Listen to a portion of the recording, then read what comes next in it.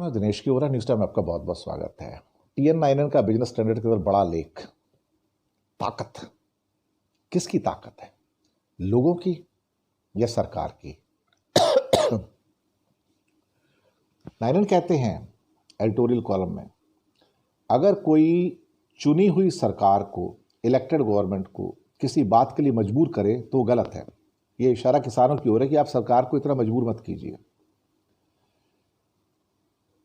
दूसरा, कानून व्यवस्था के नाम पर सरकार अपने ही सिटीजन्स के खिलाफ हो गई है। The government of India is in battle with its own citizens. यह भी गलत बात है। दोनों ही बातें देखा जाए तो गलत है और दोनों ही चीजें खास तौर से जो डेमोक्रेटिक प्रोसेस है उसको खत्म करने की ओर आगे बढ़ रही हैं। नाइनन कहते हैं people have the right to agitate. ये आज अमेरिका के राष्ट्रपति का भी ट्वीट आया था, बाइडेन साहब का, कि people have the so called right to agitate, और उनका कहना था कि it's a hallmark of democracy.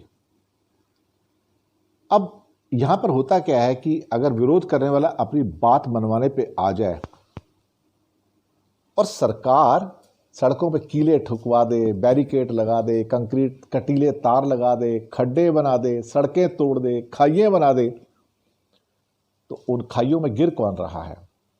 उन खाइयों में गिर रहा है इलेक्टोरल डेमोक्रेसी। ये डेमोक्रेसी उस खड्डे में जा रही है। अभी जो नया खास तौर से जो डेमोक्रेसी इंडेक्स आया उसमें भारत पिछले 6 साल में 26 पॉइंट्स नीचे खिसका है, 27 से 53, और जिसमें दो चीज़ें, पॉलिटिकल जो कल्चर है या एम्पावरमेंट है, और साथ में सिविल लिबर्टीज़ का बहुत बड़ा नुकसान हुआ है भारत के अंदर। हर छोटी सी बात के ऊपर सेडिशन में, देशद्रोह के अंदर जेल में डाल दिया जाता है।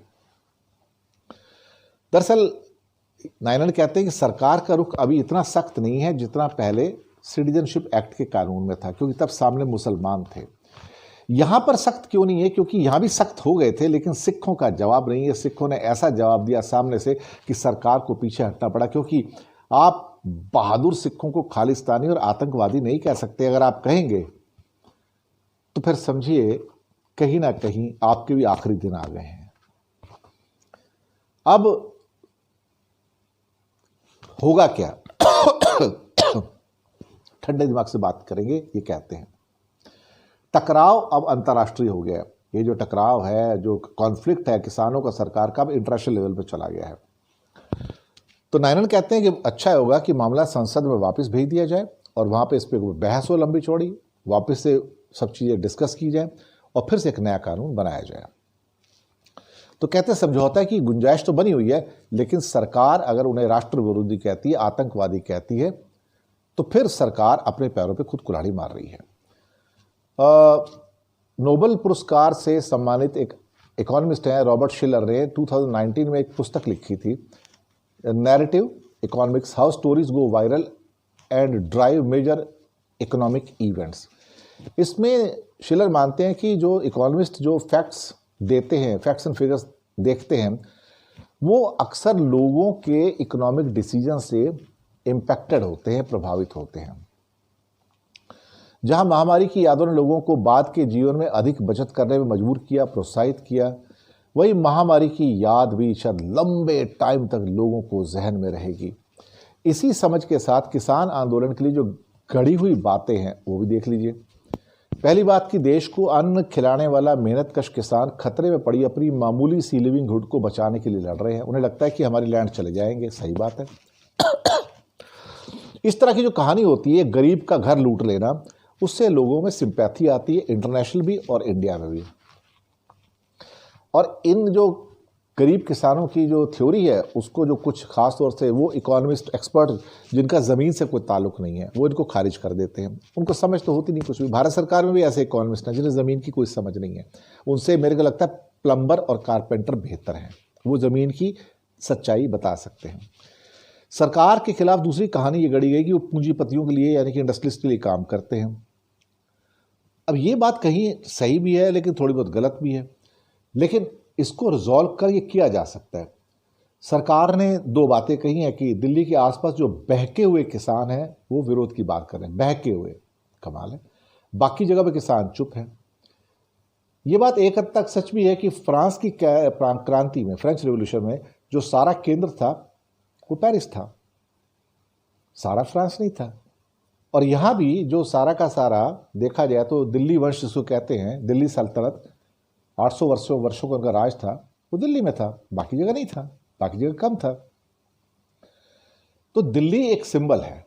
अगर दिल्ली के अंदर लाखों किसान बैठे हैं तो सिंबल है कि आप दिल्ली को ओवर पावर कर रहे हैं। सरकार ने दूसरा और ज्यादा एक आरोप लगाया कि आंदोलन में अलगाववादी टेररिस्ट घुस गए, खालिस्तानी आ गए हैं और उनके ऊपर जैसे भी हो राजद्रोह, देशद्रोह, राष्ट्रद्रोह, सेडिशन का चार्ज लगा दिया जाए। जब भी सरकार बैकफुट पे होती है, राष्ट्रवाद की बात करती है। राष्ट्रवाद की बात कौन करता है? जब जिसके पास कोई चारा ना बचा वो उसकी बात करता है, क्योंकि वो अंदर से कमजोर और असहाय है। वो अपने आप को चौड़ा दिखा के अपने आप को इंपोज करना चाहता है। और ये सरकार का पसंदीदा मैदान रहा है राष्ट्रवाद।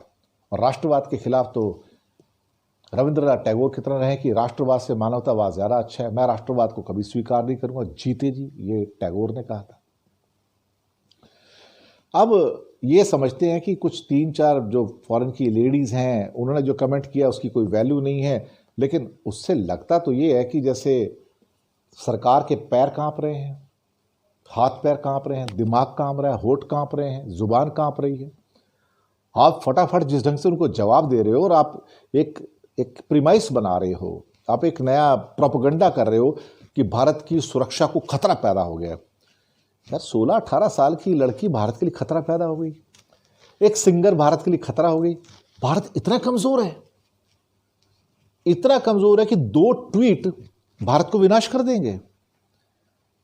ये सिंपैथी जीतने के लिए सरकार की चालबाजी है कि भारत के अंदर ये हो गया, भारत का सत्यानाश करने के लिए आ रहे हैं, भारत को बर्बाद करने के लिए आ रहे हैं। ये सिवाय बेवकूफ़ी के और कुछ नहीं है। लेकिन सरकार बेवकूफ़ियाँ करती है और राष्ट्रवाद को फिर अंदर लेके आती है कि हमारा राष्ट्र, हमारा राष्ट्र। दरअसल कभी कभी सरकार में ये ज़्यादा ही लोगों में भूत चढ़ जाता है कि सरकार अपना, खासतौर से ये राष्ट्रवाद राष्ट्रवाद राष्ट्रवाद, इनसे राष्ट्र बनता नहीं है, राष्ट्र बर्बाद होता है। ये रविंद्रनाथ टैगोर भी कहा करते थे। हमारी बात नहीं माननी मत मानो, गुरुदेव रविंद्रनाथ टैगोर की बात ही मान लो। शुक्रिया आपका हमारे साथ बने रहने के लिए, धन्यवाद।